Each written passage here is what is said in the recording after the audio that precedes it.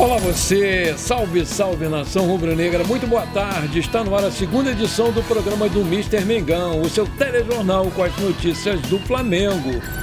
Mais um atacante pode estar chegando ao Flamengo a pedido do técnico Tite.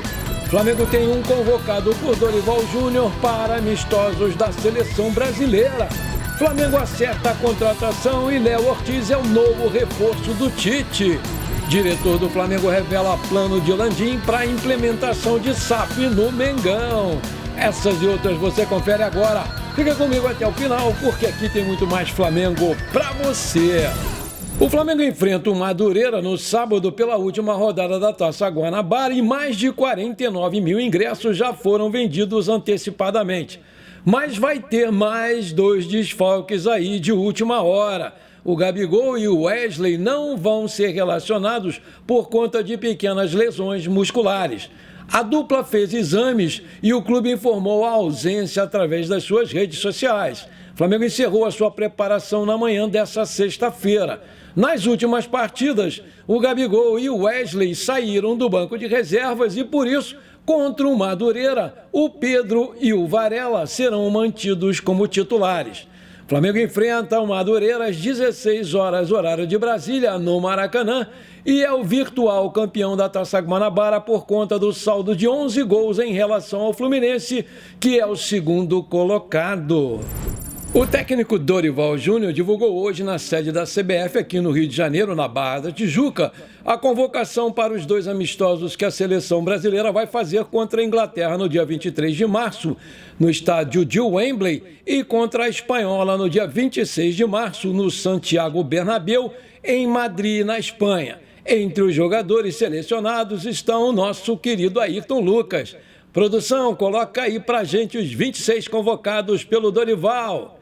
Goleiros: Bento, do Atlético Paranaense, Ederson, do Manchester City, Rafael Pires, do São Paulo. Laterais: Danilo, da Juventus, Ian Couto, Girona, Ayrton Lucas, Flamengo, Wendel, Porto. Zagueiros: Beraldo, do Paris Saint-Germain, Gabriel Magalhães, do Arsenal, Marquinhos, do Paris Saint-Germain, Murilo, do Palmeiras. Meio-campistas: André, do Fluminense, Andreas Pereira, do Fulham, Bruno Guimarães, do Newcastle, Casemiro, do Manchester United, Douglas Luiz, do Aston Villa, João Gomes, do Wolverhampton, Lucas Paquetá, West Ham, e Pablo Maia, do São Paulo. Atacantes: Hendrick, do Palmeiras, Gabriel Martinelli, do Arsenal, Rafinha, do Barcelona, Richarlison, do Tottenham, Rodrigo, do Real Madrid, Savinho, do Girona e Vinícius Júnior, do Real Madrid.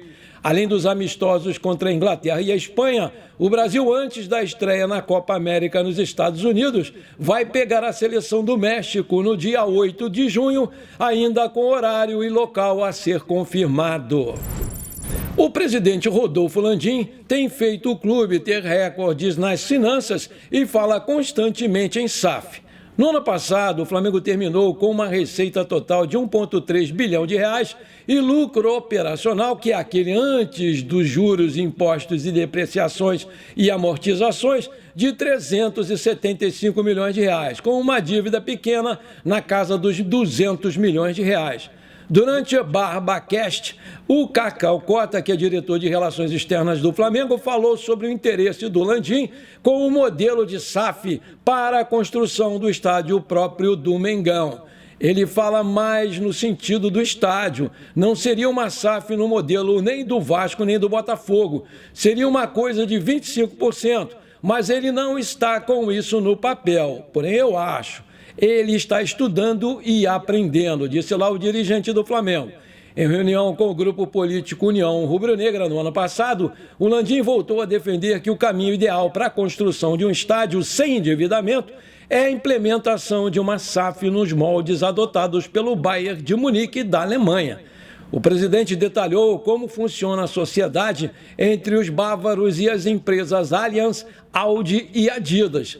Ele chegou a viajar para a capital alemã para uma reunião com os representantes do gigante da Baviera. Em junho, quando foi à Europa para assistir à final da Champions League, o presidente Rodolfo Landim com o Bayern de Munique e a Adidas se reuniram para aprofundar o estudo sobre a SAF. A equipe entende que os alemães são um bom exemplo a ser copiado. O que o Bayern fez para poder ter o seu estádio?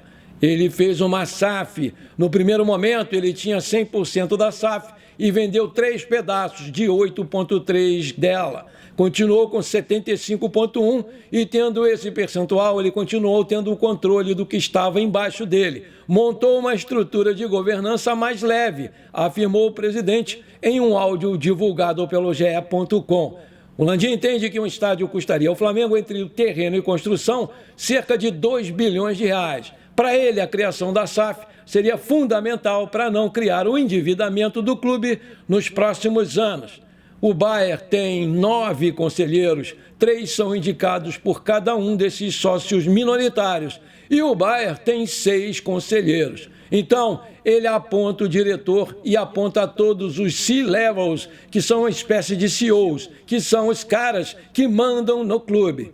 Ele que manda e continua tendo o controle, e com uma estrutura de governança mais leve, com conselheiros independentes, dando conforto para quem está botando dinheiro e de que o dinheiro dele vai ser bem tratado, afirmou lá o presidente.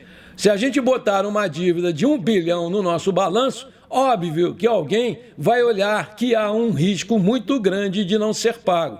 Custo de capital vai crescer. Não existe nenhum jogador que o Flamengo não tenha comprado em suaves prestações. O cara olha para o nosso balanço e fala: pelo amor de Deus, o Flamengo vai pagar sim. Mas se você endivida o clube para fazer o estádio, aí a coisa muda de figura. O sonho do Landinho no comando do clube é conseguir viabilizar a possibilidade do Flamengo ter o seu estádio próprio. O terreno no gasômetro seria o ideal nesse momento, mas as conversas para a construção ainda estão travadas com a Caixa Econômica Federal. Aí eu te pergunto, nesses mesmos moldes do Bayern de Munique, você toparia que o Flamengo virasse uma SAF e construísse o seu tão sonhado estádio? Coloca aí! Maravilha, se você está curtindo o nosso programa, então não esquece, manda brasa agora no like para fortalecer o nosso canal. Se você ainda não é inscrito, bora lá me dar essa moral, vou ficar muito feliz com você.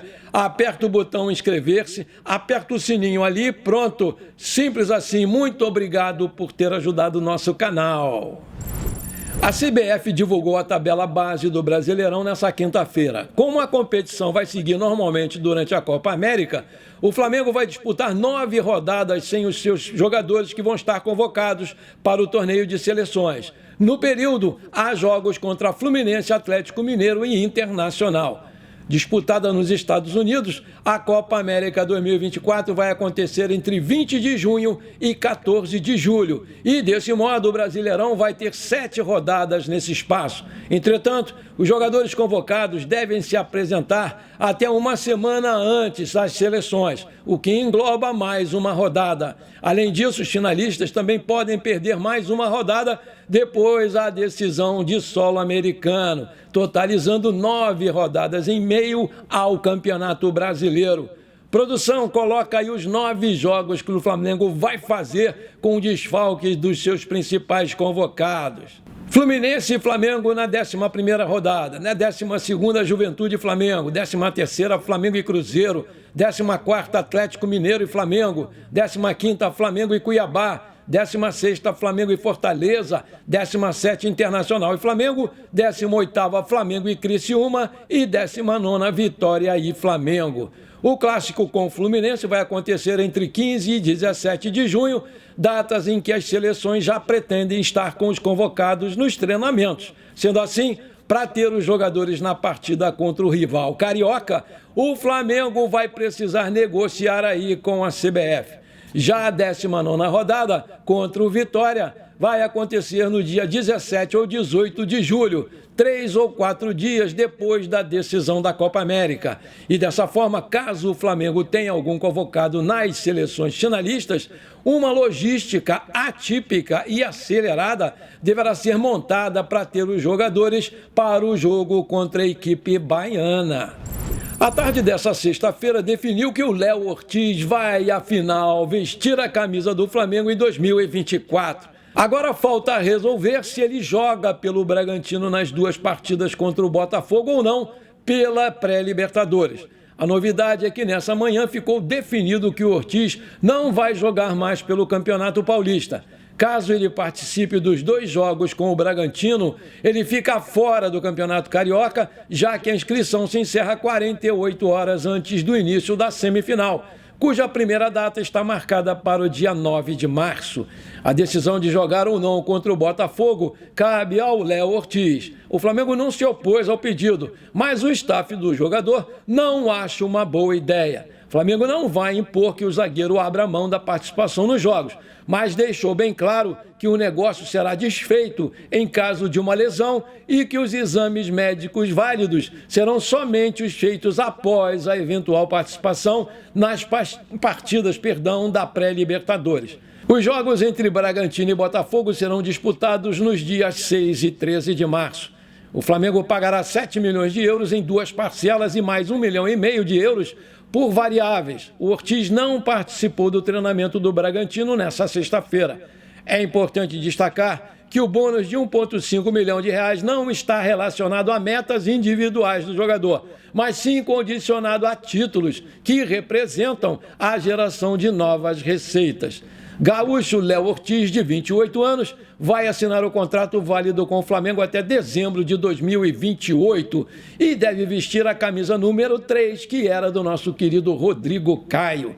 Aleluia! Até que, enfim, uma das maiores novelas mexicanas chegou ao seu final com um desfecho positivo. Léo Ortiz é o 3º grande reforço do Flamengo para essa temporada. Anota aí! Aí eu te pergunto, você gostou dessa contratação do Léo Ortiz? Coloca aí! Além da chegada de um defensor, o Tite pede que a gestão dê prioridade à chegada de um ponta-direita.